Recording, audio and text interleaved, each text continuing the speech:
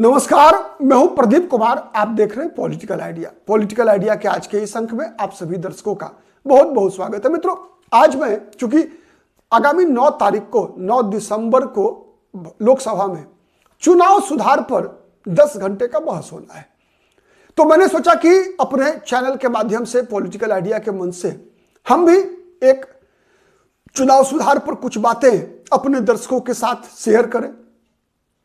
क्योंकि social media में संवाद एक तरफा नहीं होता, इसीलिए आप सभी से यह आग्रह है कि आप भी इसमें अपनी सक्रिय सहभागिता, कि आप क्या सोचते हैं चुनाव सुधार के संदर्भ में। तो एक आज से लेकर हम कोशिश करेंगे कि प्रतिदिन एक चर्चा जो है हम करें इस पर, और आप लोग भी कमेंट के माध्यम से आइए, और कोशिश होनी चाहिए कि आप भी अपनी बातें रखिए, और जहां तक संभव होगा मैं प्रयास करूंगा कि आपके हर सवाल का जवाब भी देकर आपको संतुष्ट करने का प्रयास करूं। और अगर संतुष्ट नहीं भी कर सका तब भी इसमें कोई आपत्ति नहीं है, मेरा ऐसा कोई अहंकार नहीं है, और ना आपके अंदर भी होना चाहिए। क्योंकि लोकतंत्र एक ऐसी व्यवस्था है मित्रों जहां संवाद सबसे प्रमुख है, लेकिन उसका उद्देश्य रचनात्मक होना चाहिए, नकारात्मक नहीं होना चाहिए। उसका संवाद का उद्देश्य राष्ट्रहित में होना चाहिए, देश के खिलाफ नहीं होना चाहिए। तो चलिए आज हम एक महत्वपूर्ण मुद्दे पर इस चर्चा को शुरू करते हैं। मुद्दा यह है कि क्या राजनीतिक दलों में केवल आलाकमानवाद है? राजनीतिक दलों में कार्यकर्ताओं का, समर्थकों की कितनी इज्जत बची है, कितना स्थान बचा है? उनकी इच्छा के अनुसार क्या इस लोकतंत्र में जो आलाकमानवाद है, जो हाई कमानवाद है, वो इस लोकतंत्र पर हावी है? तो आपसे आग्रह है कि आप भी जरूर इसका जवाब दीजिए। मैं भी कोशिश करता हूं समझने का, और आपसे सीखने का जरूर प्रयास होगा। क्योंकि सबसे पहला क्या है ना कि देखिए, भारत में जो लोकतंत्र है ये बहुदलीय लोकतंत्र है, नहीं मल्टी पार्टी सिस्टम हमारे यहां है।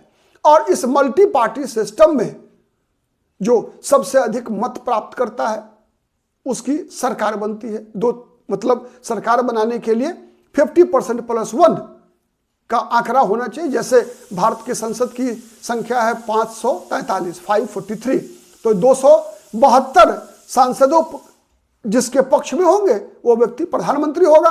और फिर प्रधानमंत्री अपने मंत्रियों का चयन करता है, और जिन मंत्रियों का चयन करता है प्रधानमंत्री उनको राष्ट्रपति शपथ दिलाते हैं, और फिर मंत्रिमंडल की जिम्मेवारी सामूहिक होती है। लेकिन आप याद रखिए, ये सरकारें जो बनती है या जो कोई विपक्ष में होता है,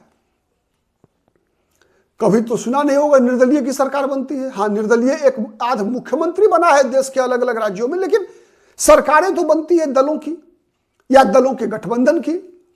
नहीं, कई दल मिलकर सरकार बनाते हैं, या फिर सिंगल पार्टी सिस्टम होती है, उसमें एक पार्टी भी सरकार बनने का इतिहास रहा है। लंबे समय तक हमारे देश ने देखा है कि जब कांग्रेस पार्टी की अकेले की सरकार बना करती थी देश के अंदर, और कांग्रेस को हराने के लिए एक दल अकेले अपने बलबूते पर कोई भी दल सक्षम नहीं हो पाया था।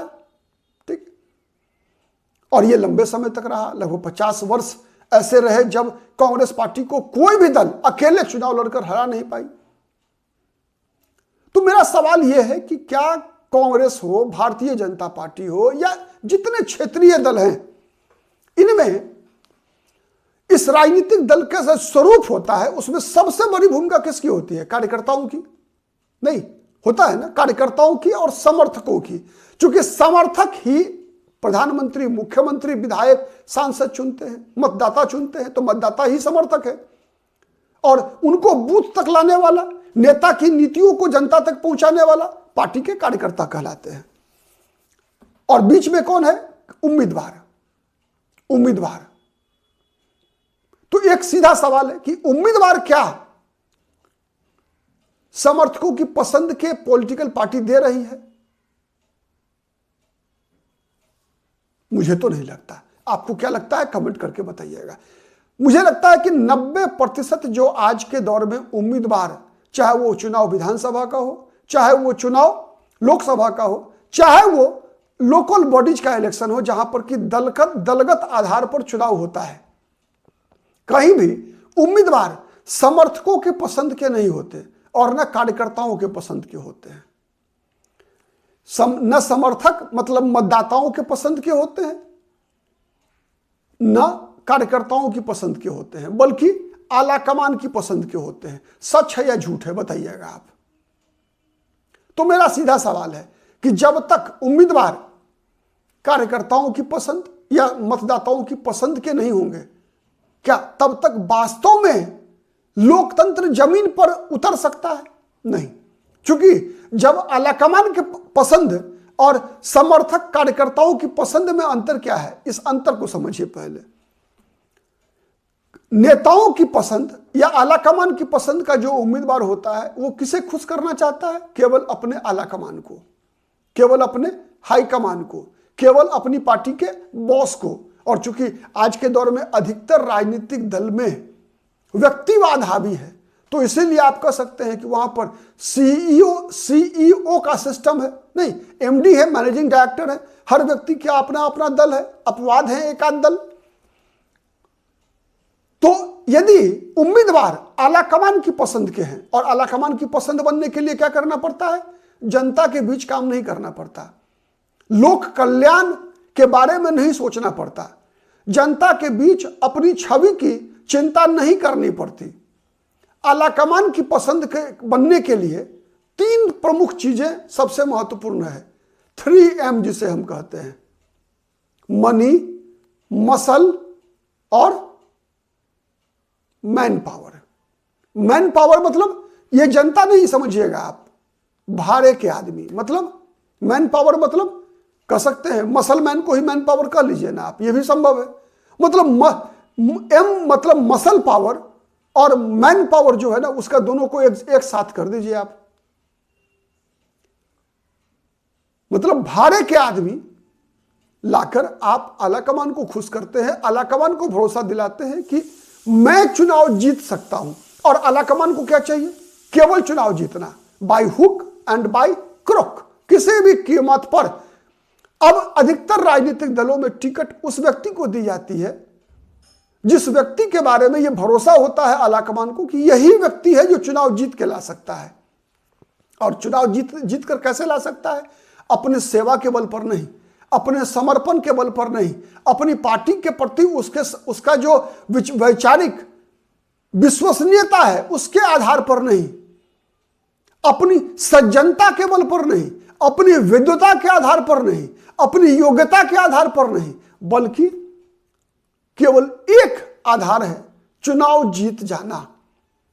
चाहे आप कितने भी बड़े भ्रष्ट क्यों ना हो, अगर आलाकमान को लग गया, आप कितने बड़े बाहुबली अपराधी कुछ भी हो, आप उससे कोई मतलब नहीं है।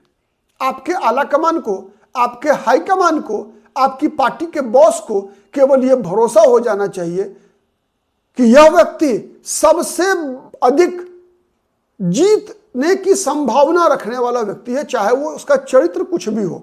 सच है या गलत है? कमेंट कीजिएगा, जरूर कीजिएगा, ठीक है। लेकिन जनता कैसे लोगों को अपना प्रतिनिधि चुनना चाहती है? जनता ऐसे लोगों को अपना प्रतिनिधि चुनना चाहती है मित्रों, जो बहुत कुछ करके दे, ऐसा कोई आवश्यक नहीं है। चंद्रमा तोड़ के लाके देगा ऐसा जरूरी नहीं है, बल्कि केवल उसके सुख और उसके दुख में उसके साथ रहे।